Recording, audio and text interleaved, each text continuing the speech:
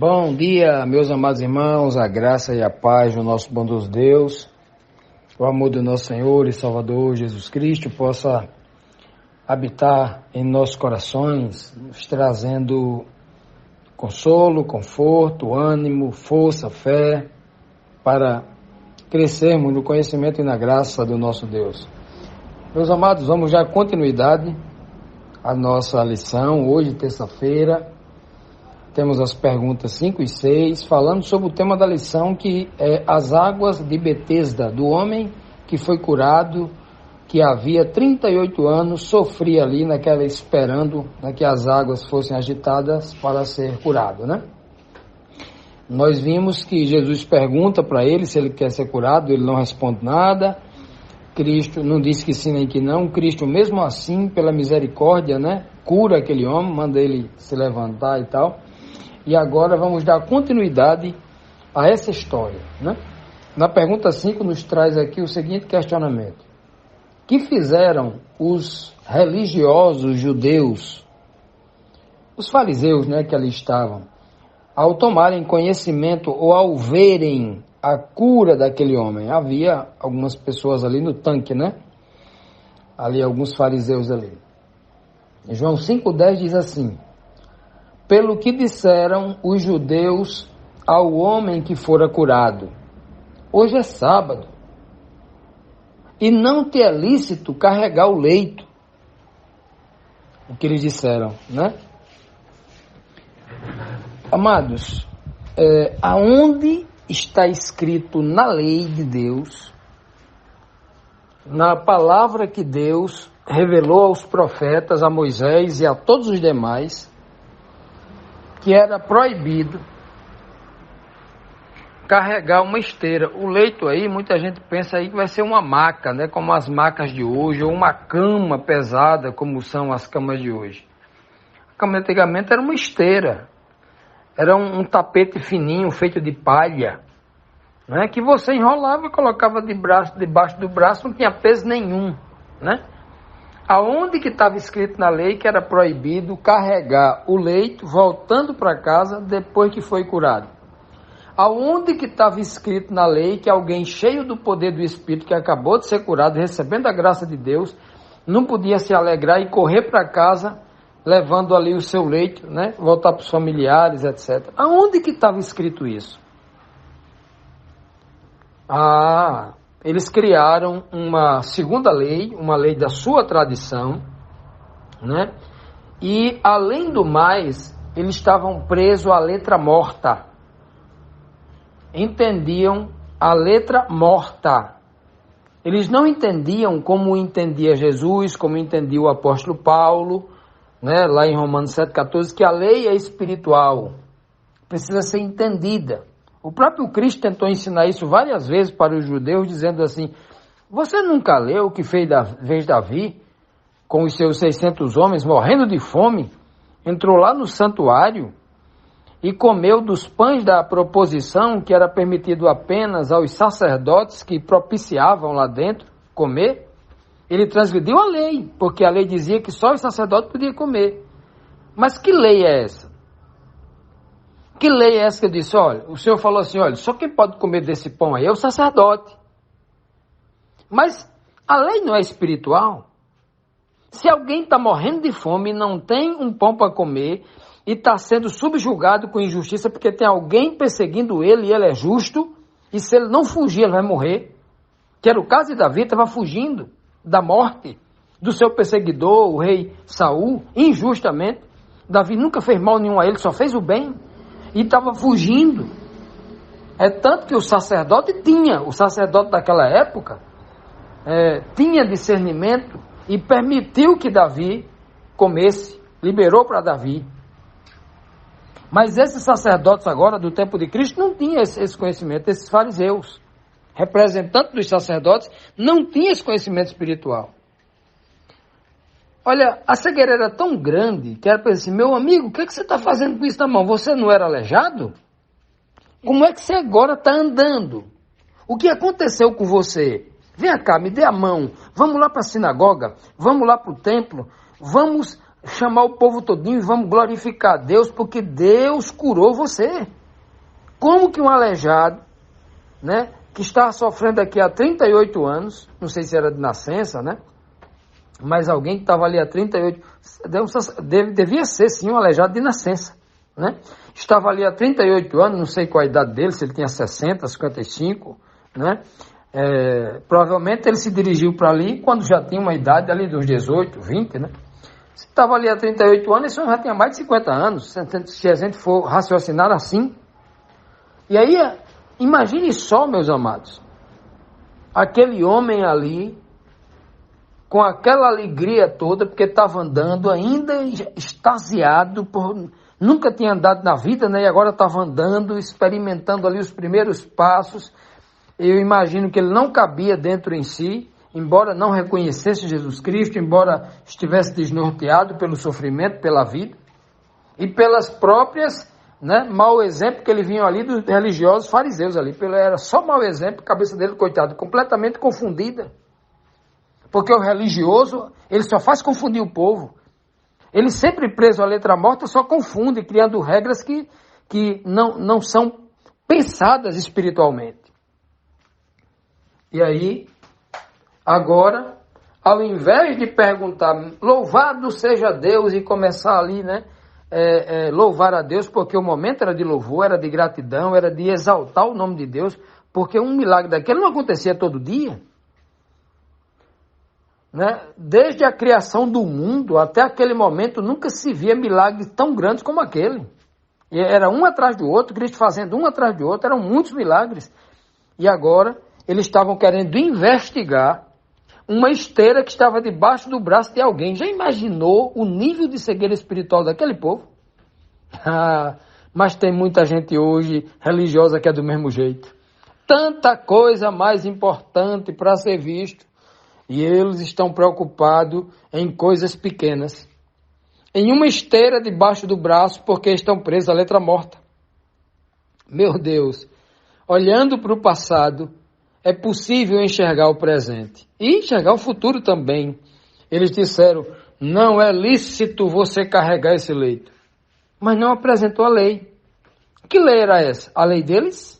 Porque na lei de Deus não estava dizendo isso. A lei de Deus, o mandamento do sábado era claríssimo. Não é lícito você fazer obra servil. Nenhuma obra servil fareis. O mandamento era claro. Serviu como escravo, como servidor, como empregado de alguém para ganhar dinheiro ou tal. Isso era, mas aquele homem está fazendo que obra para ganhar dinheiro? Que obra de escravidão ele está? Está fazendo obra de liberdade. Aquela esteira era o testemunho para todo mundo de que ele nunca mais ia deitar nela como um aleijado, como um inválido, como um paraplégico. Jamais. Meus amados, vocês conseguem enxergar o nível de cegueira espiritual que esse povo religioso de antigamente tinha? Se vocês conseguirem enxergar isso, certamente também irão enxergar muitos religiosos cegos hoje em dia, zelosos, igual eles, aquele povo de antigamente, bem vestidos, se sentindo superior aos outros, cheio de arrogância. Os homens e mulheres espirituais com certeza vão enxergar muita gente hoje em dia do mesmo jeito. Continuando, meus amados, vamos aqui para a sexta pergunta, a segunda pergunta de hoje, né, da terça-feira, dando continuidade à história, o raciocínio da pergunta anterior, da conversação que havia entre os líderes judeus e aquele homem que acabara de ser curado. Os judeus questionaram ele, né, por que ele estava carregando aquele leito, né? Aí na pergunta 6, nos questiona assim, que resposta deu o homem, aquele que fora curado, aos líderes judeus que estavam ali lhe inquirindo, né, lhe exigindo uma resposta? Na verdade, ali era uma verdadeira oitiva, né, era uma investigação que estava acontecendo. A forma como eles chegaram, o coitado do ex-aleijado estava se sentindo numa oitiva, sendo investigado por um delegado, sendo ouvido por um delegado, né?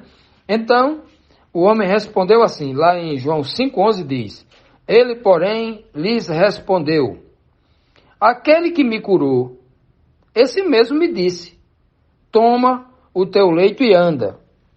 Ora, ele está dizendo assim, olha, eu estou carregando esse leito aqui, é culpa da pessoa que me curou. Eu estou obedecendo o que ele mandou fazer. Ele disse, toma teu leito e anda, eu só obedeci ele. Vá atrás dele, a culpa é dele. Foi ele que me mandou.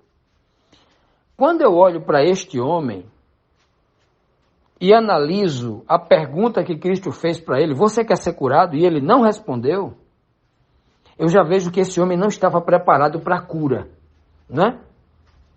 Ele não estava espiritualmente preparado, ele não entendia essa dádiva que estava a caminho para ele. Ele não entendeu.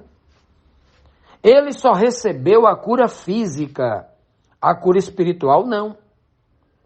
Muitas das pessoas que Cristo operou a cura física, ele também operava naquela pessoa instantaneamente ou simultaneamente a cura espiritual, porque muitas vezes ele dizia, a tua fé te salvou. Ele não dizia, a tua fé te curou. A tua fé te salvou, porque ali foi um duplo milagre, numa só ação.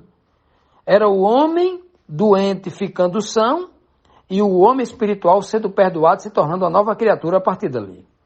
Mas esse aqui não, parece que só ficou curado das pernas.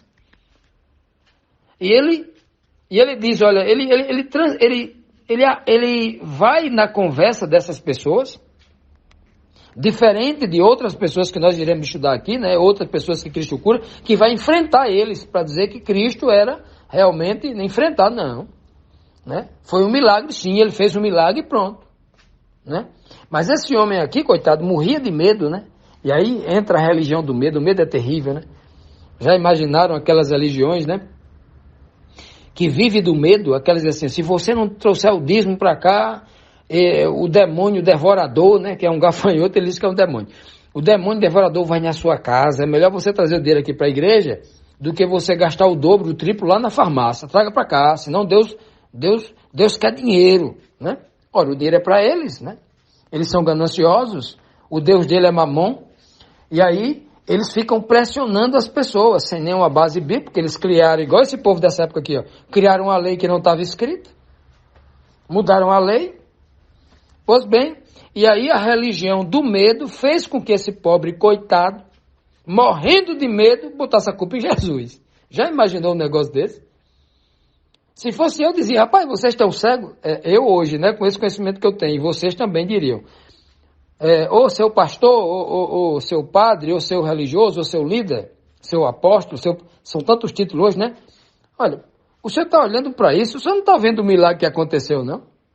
Vamos louvar a Deus, eu e você juntos, porque o que aconteceu aqui, meu amigo, eu estou aqui há 38 anos, vocês não trouxeram nenhum pão duro para mim comer.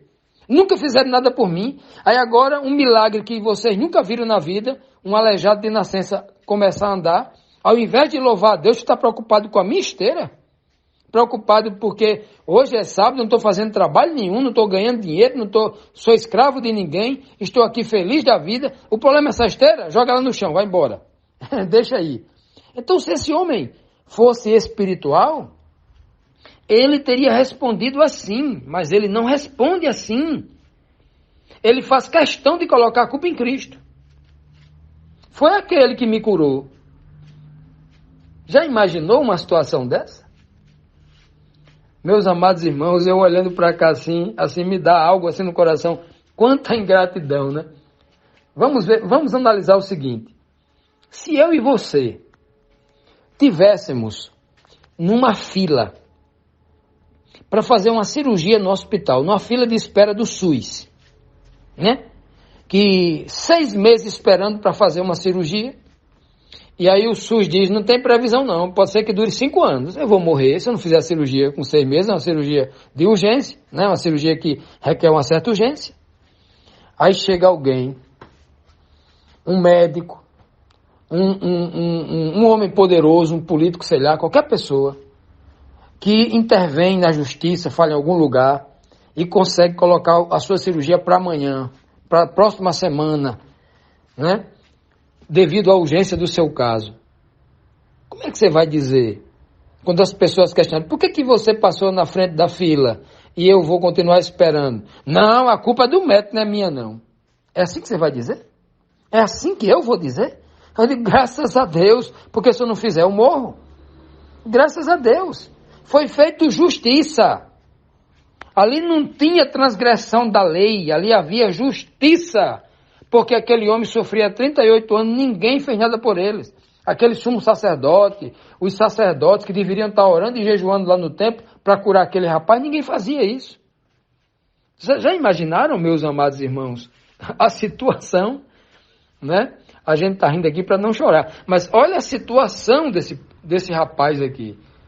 E a situação dos judeus. Se os fariseus eram cegos, eles faziam questão de querer cegar também aquele que estava diante do milagre, nem o curado via, né? Sabia que tinha sido curado, mas não entendia. Ele não entendeu que recebeu o tamanho da graça. Porque quando a gente recebe uma graça desse tamanho, a gente enfrenta um leão, a gente enfrenta o mundo todo. Dá alegria, né? Pois bem, que o Senhor nos dê esse discernimento para que no momento em que nós devamos dar glórias a Deus, a Jesus Cristo, nós não nos acovardemos diante disso, né? Ou nos sintamos pressionados pela religião, pela religiosidade, e nos acovardemos para negar aquilo que é inegável. Que o Senhor nos abençoe com esta verdade, em nome de Jesus.